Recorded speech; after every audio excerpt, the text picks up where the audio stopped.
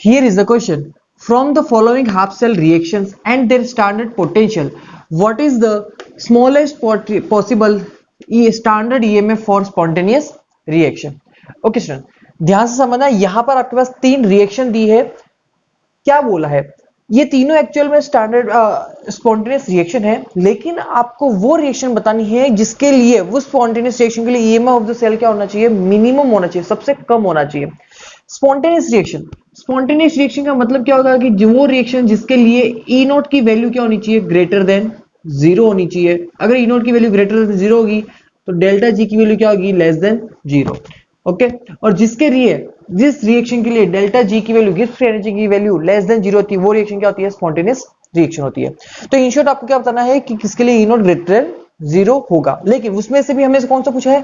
हमें पूछा है कि स्मॉलेस्ट पूछा है. ठीक है, देखिए कैसे कैलकुलेट करेंगे. पहली बात तो ये है हमारी equation number 1, equation number 2, equation number 3. Now अब देखो ध्यान से, मिनिमम निकालना है. कैसे निकालोगे? सेल का ईएमएफ कैसे निकालते हो? ईएमएफ ऑफ द सेल कैसे निकालोगे? ई nought cathode minus E nought anode. क्या करते हैं? तीन रिएक्शन है, वन बाय वन दो रिएक्शन को कंसीडर करते हैं. पहले बात करते हैं फर्स्ट एंड सेकंड रिएक्शन की.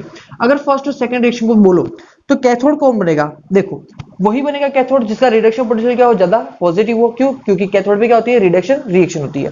ये भी रिडक्शन वाली रिएक्शन है, ये भी रिडक्शन वाली रिएक्शन है. दोनों में से किसका रिडक्शन पोटेंशियल ज्यादा पॉजिटिव है? ऑब्वियसली बात है सेकंड वन.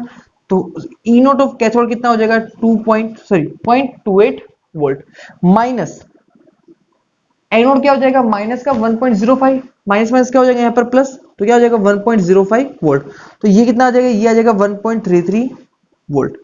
तो ये जब हमने फर्स्ट दो रिएक्शन को कंसीडर किया तो उसके लिए स्पॉन्टेनियस रिएक्शन ईएमएफ कितना आया? 1.33 वोल्ट आया. अब बात करते हैं सेकंड टू की. ठीक है, इक्वेशन नंबर 2, इक्वेशन नंबर 3. तो ईएमएफ ऑफ द सेल क्या हो जाएगा? ई nought cathode minus E nought anode. बहुत सिंपल तरीका है. कैथोड क्या हो जाएगा? कैथोड पे होती है रिडक्शन रिएक्शन, उसी की रिडक्शन होगा, उसी रिएक्शन का रिडक्शन होगा जिस रिएक्शन का रिडक्शन पोटेंशियल ज्यादा पॉजिटिव हो. इन दोनों में से देखो किसका रिडक्शन पोटेंशियल ज्यादा पॉजिटिव दिख रहा है? ऑब्वियसली बात है थर्ड वन.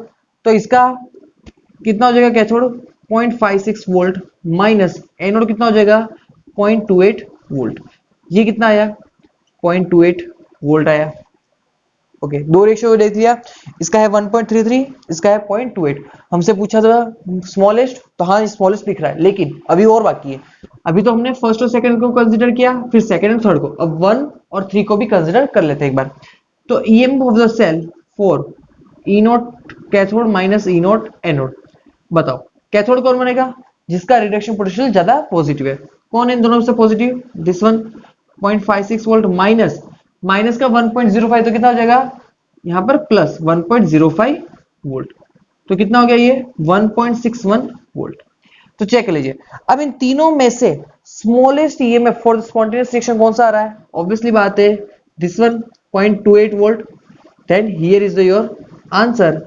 एंड चेक कर लीजिए, option number D is your correct option.